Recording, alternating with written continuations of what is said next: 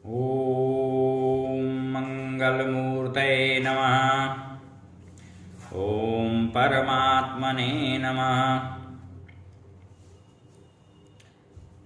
अयोध्या स्थित कालकुलालय की ओर से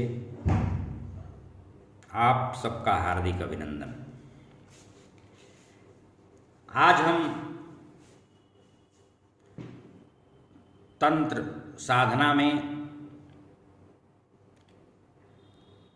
या तंत्र साधना का एक भाग है वनस्पत तंत्र। उसमें साधकों के स्वास्थ्य लाभ को ध्यान में रखते हुए कायाकल्प के अनेक विधान बताए गए हैं। यौगिक किसी भी साधना के लिए यौगिक शरीर का होना, स्वस्थ शरीर का होना अत्यावश्यक होता है,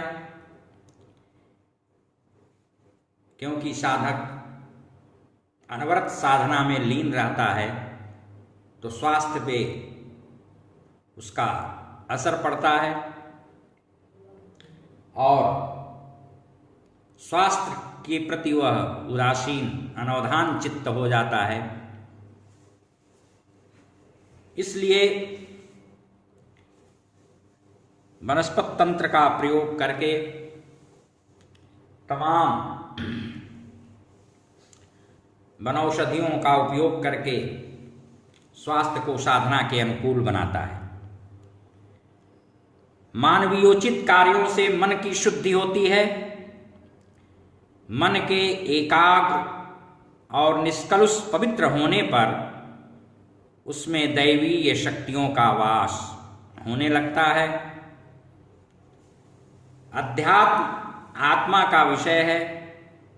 इससे आत्मबल परिपुष्ट और भगवत तत्वाशायी होता है। परमात्मा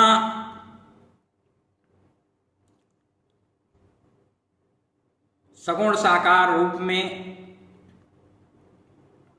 मूर्तिमंत होने लगता है। साधक का मनस्तत्व और आत्म तत्व पुष्ट शक्तिमान होने लगता है। पांच भौतिक शरीर के स्वस्थ रहने का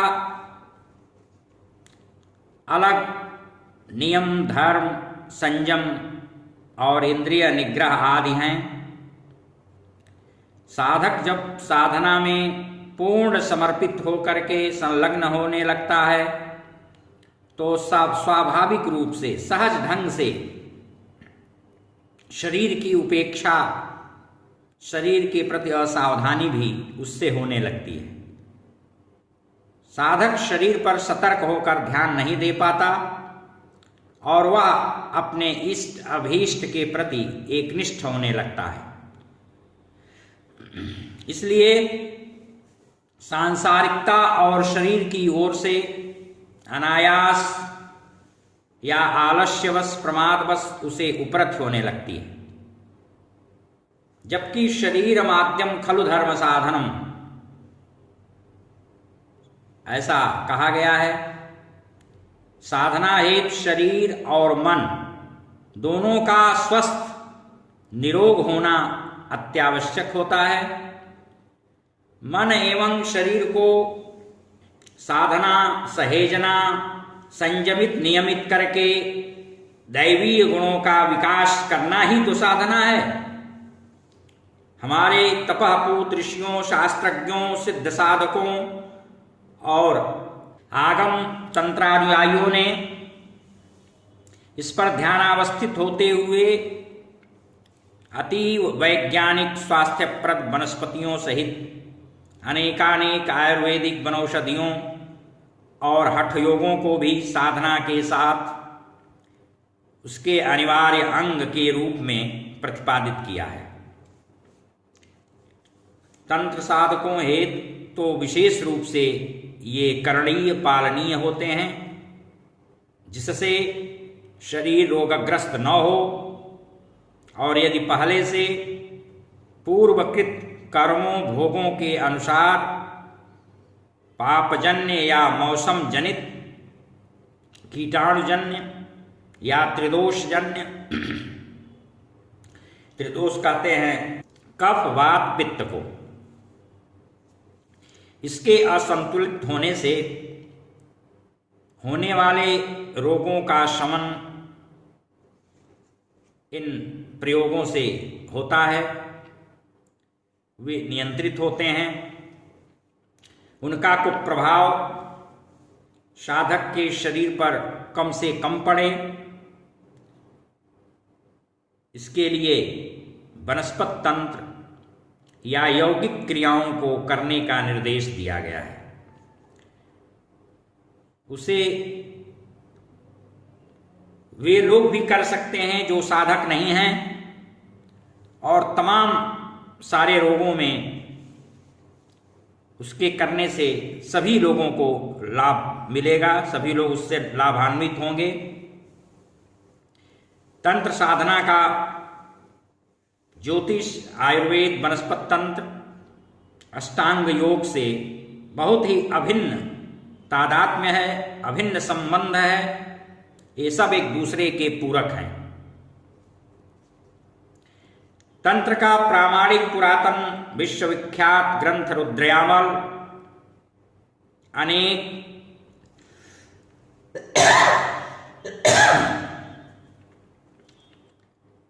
कल्पों और रसकल्प वनस्पतियों के बारे में स्पष्ट रूप से निर्देश देता है। प्राचीन महर्षि सुदृढ़ स्वस्थ शरीर के लिए, द्वंद्व रहित सद्भाव मन के लिए, भावापन्न शुद्ध सहिष्णुता के लिए तन मन से ही पूरी तरह सावधान होकर के कठोर तप अनुष्ठान करते थे, और इन सभी साधना के अंगभूत उपांगभूत प्रयोगों का उपयोग जीवन में करते थे, अन्यों के लिए भी उसका प्रयोग करते थे। और इन सभी चीजों को करने के लिए सबसे पहले साधक का शारीरिक बल, स्वस्थ रहना अत्यावश्यक होता है। रसायन आदि के सेवन करने से शरीर स्वस्थ रहता है। इसके लिए वृक्षों के अवयव यानी उनका पंचांग बहुत ही उपयोगी होता है। पंचांग में मूल, शाखा, पत्र, पुष्प और फलादि ये सब आते हैं। इसी से आयुर्वेद पुष्ट प्राणवान होता है। ये वृक्ष दैवीय नैसर्गिक शक्तियों गुणों से सुसंपन्न होते हैं और मंत्रों के अभिमंत्रण से तो इनकी शक्ति और भी अधिक जागृत और उन्नत हो जाती है, वृद्धिंगत हो जाती है। आचार्य चरक, सुश्रुत और वाग्भट आदि का यह अभिमत है, विचार है कि देवार्चन पूर्वक मंत्रों से अभिमंत्रित औषधियां शीघ्र मानसिक शारीरिक व्याधियों के शमन में प्रचुर प्रभावी होती हैं। स्पष्ट रूप से कहा गया है, जन्मांतर कृतं पापम व्याधि रूपेण बाधते तच्छांतिरौषधैर्दानैर्जप होम सुरार्चनैः। वृक्षों से भी हम प्रार्थना करते हैं। मूले ब्रह्मा त्वच विष्णु शाखासु च महेश्वरः पत्रे पत्रे देवनाथो वृक्षराज नमोस्तुते। इस तरह से हम प्रार्थना करके उस वृक्ष से कोई भी उसका अवयव ग्रहण करते हैं। होम, देवताओं का अर्चन, दान, जप और औषधि का सेवन करने से जन्म जन्मांतर के पाप के परिणाम स्वरूप होने वाली व्याधियां शांत होती हैं। उन रोगों को इन उपायों के द्वारा हम बाधित करते हैं। अस्त योग सिद्धि इष्ट सिद्धि है। पात्रता का विकास बिना इनके सेवन पूजन के संभव नहीं है। शरीर भी निर्दोष हो और यौगिक हो, तभी दैवीय शक्ति का विकास प्रकाश संभाव्य हो सकता है। वह साधना मूर्त रूप ग्रहण कर सकती है। पात्रता योग्यता का विकास करना अनिवार्य है। समय श्रम धैर्य साध्य है। इसलिए साधना करने वाले साधक की स्वास्थ्य हेतु पंचामरा प्रयोग करने का विधान रुद्रयामल में बताया गया है। इसमें 5 अमर औषधीय अमृत कल्प वनस्पतियों को सम्मिलित किया गया है। वे हैं ग्रंथयुक्त दूर्वा, विजया यानी भांग, बिल्वपत्र, निर्गुंडी, इसको संभालू भी कहते हैं, मेउड़ भी कहते हैं, और श्यामा यानी काली तुलसी। विजया को छोड़कर शेष सभी वस्तुएं समान मात्रा में होंगी। विजया पत्र दुगुना होगा और इनको सुखा करके, इनका कूट करके इनका पाउडर बना लें, चूर्ण बना लें, और इनको मिश्रित करने के भी अलग अलग मंत्र हैं। उनका वाचन करते हुए ही इनका मिश्रण करें और उन मंत्रों का वाचन करते हुए ही इनको खाना रहता है, इनका पान करना रहता है।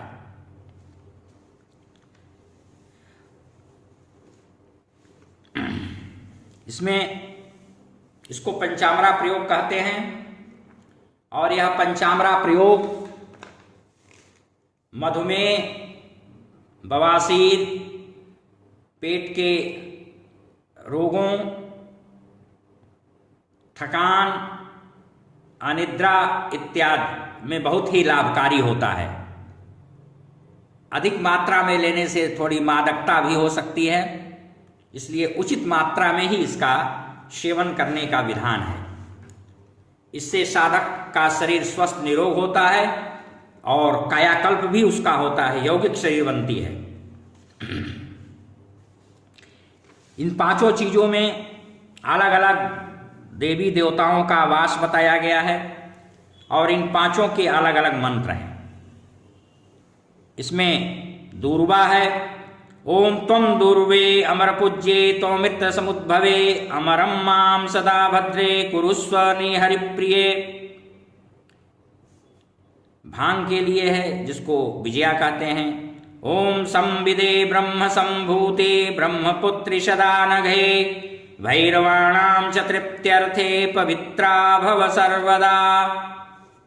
इसी तरह से बिल्वपत्र के लिए है, ओम काव्य सिद्धिकरी देवी बिल्वपत्र निवासिनी अमरत्वं सदा देहि शिवतुल्यं कुरुष्व माम। ऐसे ही निर्गुंडी के लिए है, ओम निर्गुंडी परमानंदे योगानामधिदेवते रक्ष माम अमरे देवी भाव सिद्धि प्रदे नमः। ऐसे ही तुलसी के लिए है, ओम विष्णो प्रिये महामाये महाकाल निवारिणि माम सदा रक्ष तुलसी मामेकमरम कुरु।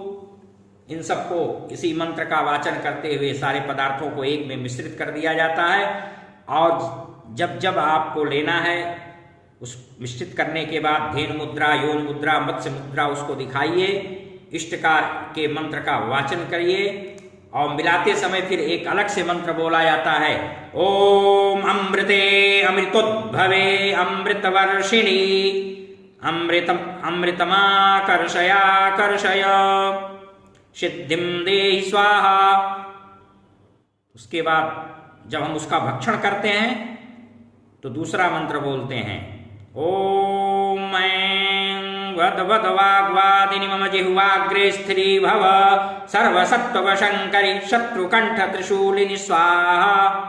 इस मंत्र को बोलते हुए हम उसका भक्षण करते हैं।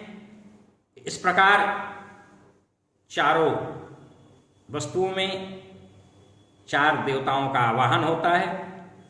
जो योग साधक हैं वे योग साधक नेति, नौली, धन, धौती, बस्ती, छालनी इत्यादि इन क्रियाओं को करते हैं और इनको करके स्वस्थ होकर कुंडलिनी जागृत करते हैं। इन वनस्पतियों का पान करने से शरीरस्थ सभी चक्र निरोग होकर के जल्दी जागृत होते हैं। तमाम रोगों का शमन होता है। पहले से अगर हुए हैं रोग तो वो विनष्ट होते हैं, शमित होते हैं और आगे नहीं होने देते हैं। इन वनस्पतियों के प्रभाव से शरीर में आगे अन्य रोग होते नहीं हैं, इसलिए इसका प्रयोग अत्यावश्यक होता है। ऐसे ही पंचतिक्त प्रयोग है। पंचतिक्त प्रयोग में जप के समय मुख में 5 वस्तुओं को रखने का निर्देश किया गया है। उसमें इलायची है, जायफल है, कपूर है, लौंग है और जावित्री है। सभी समान मात्रा में होंगे। सबका चूर्ण बना लें और जप करने के पूर्व विशेष कर करके तंत्र साधक या शक्ति उपासक, भैरव इत्यादि के जो उपासक हैं उसको जीभ पर रख करके तब अपने मूल मंत्र का जाप करेंगे। कौल मार्गियों के लिए ये पंचतिक्त ही कौल कहे गए हैं, क्योंकि ये कुल वृक्षों से उत्पन्न हैं, जिनको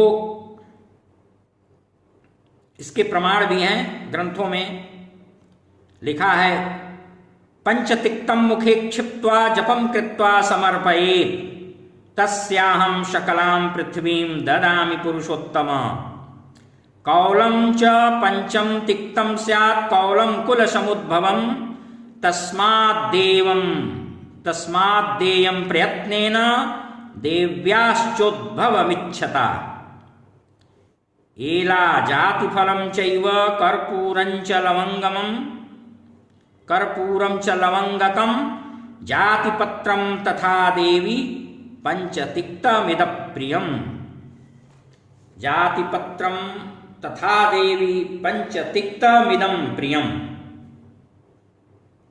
वैसे भी हम लोगों के यहाँ जो शाक्य उपासक हैं उनके लिए लिखा है, तांबूलादि सुरभिल वदना।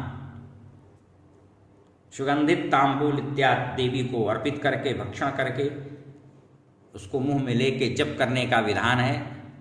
कई ऐसे पुरस्चरण हैं, ऐसी सिद्धियां हैं जिनमें तांबूल मुख में लेकर के ही जप किया जाता है। जिनको भयंकर मधुमेह हो वे भी इन वस्तुओं में काली मिर्च, नीम की गिलोय, चिरैता का पत्ता इत्यादि उचित मात्रा में मिला करके और उसकी गोली बना लें या पाउडर बना करके 2 समय खाली पेट लें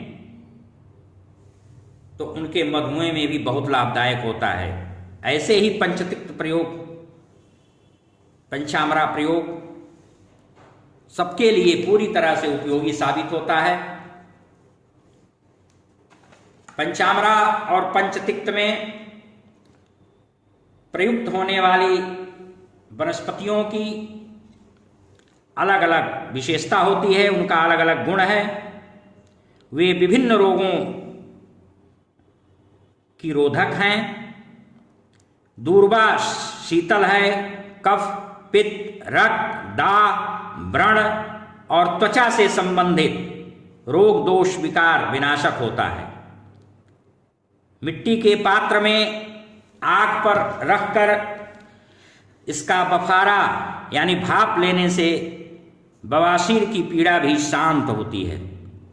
विजया यानी भांग, यह मादक वनस्पति है, साथ ही सौम्य और स्मृतिवर्धक भी है। यदि तांत्रिक विधि विधा से इसका सेवन युक्त उचित मात्रा में किया जाए तो यह अमृत तुल्य चमत्कारिक प्रभाव परिणाम देता है, इससे मिलता है। तंत्र ग्रंथों में विशिष्ट विजयाकल्प बताए गए हैं। बादाम, काली मिर्च, सौंफ, इलायची, मुनक्का, गुलाब, केसर, दूध और शक्कर पीसकर उचित मात्रा में पीने से मेधा, पौष्टिक और ओज वृद्धि होती है। किंतु इसके साथ दूध, घी, मलाई इत्यादि भी लेना चाहिए और व्यायाम भी खूब करना चाहिए। चैत्र भर नित्य 8 रत्ती लेना मस्तिष्क के नाड़ी संस्थान को सबल करता है, स्मृतिवर्धक होता है। वैशाख भर रक्त और स्नायु को पुष्ट शुद्ध करता है। जेठ भर सेवन करने से कांति सौंदर्य की वृद्धि करता है। आषाढ़ में चित्रक के साथ चूर्ण रूप में लेने से केश काला करता है, केश कल्प सिद्ध होता है। शिवलिंगी के बीज के साथ सावन भर लेने से शक्ति की वृद्धि होती है। रुद्रवंती के साथ भादो भर लेने से मस्तिष्क विकार दूर होता है। क्वार में मालकांगनी यानी ज्योतिषमती के पत्ते के साथ, कार्तिक में बकरी के दूध के साथ, अगहन में घी शक्कर के साथ नेत्र रोगों में बहुत ही लाभकारी होता है। पौष में काले तिल के साथ, माघ में नागरमोथा के साथ, फागुन में आंवले के चूर्ण के साथ वर्ष भर लेने से अनेक प्रकार के रोग समूल समाप्त होते हैं। बिल्वपत्र कर्ण रोग, मधुमेह, वात रोग, वमन, कामला और संग्रहणी में लाभदायक होता है। निर्गुंडी कंठावरोध दूर करती है। पाचन और रक्त संचार को भी ठीक करती है। रक्त शोधक भी है और भी इसके अन्य अनेक गुण हैं। तुलसी की विशेषता है कि वह कफ, खांसी, मुंह का दुर्गंध, सर्दी, सिरदर्द, बुखार, कान, दमा, बवासीर, टांसिल, नक्सीर इसकी बहुत ही विशिष्ट औषधि हैं और शरीर में प्रतिरोधक क्षमता की वृद्धि करती हैं।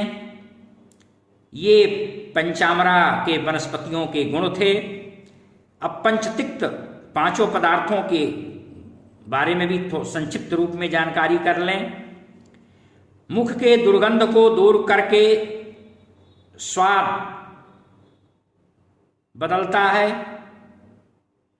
और बुध ग्रह के तत्व को शरीर में बढ़ाती भी हैं, मिचली नहीं आने देती। ये भी तुलसी के गुण हैं। पंचतिक्त पदार्थों में जायफल तमाम रोगों में लाभदायक है। गठिया में भी इससे बहुत लाभ मिलता है। इसके ऊपर के छिलके को जावित्री कहते हैं। जायफल पर जावित्री लिपटी रहती है। जायफल हैजा, प्यास, बच्चों की सर्दी, दस्त को ठीक करता है। जायफल जावित्री दोनों के गुण लगभग समान मात्रा में हैं। कपूर दिल और दिमाग की गर्मी को दूर करता है। दस्त, तपेदिक, फेफड़े के घाव, पेशाब की जलन, सूंघने से नक्सीर भी ठीक होता है। हैजा, श्वास और नींद में भी कपूर बहुत ही लाभदायक साबित होता है। लौंग गर्म होता है, पसीना लाता है, मुंह की दुर्गंध को दूर करता है, खांसी, सर्दी, श्वास और अन्य कई मुखजन्य रोगों से बचाता है। ये सारी चीजें देवी को बहुत प्रिय हैं और साधक के लिए बहुत ही उपयोगी हैं। हरि ओम तत्सत। हरि ओम।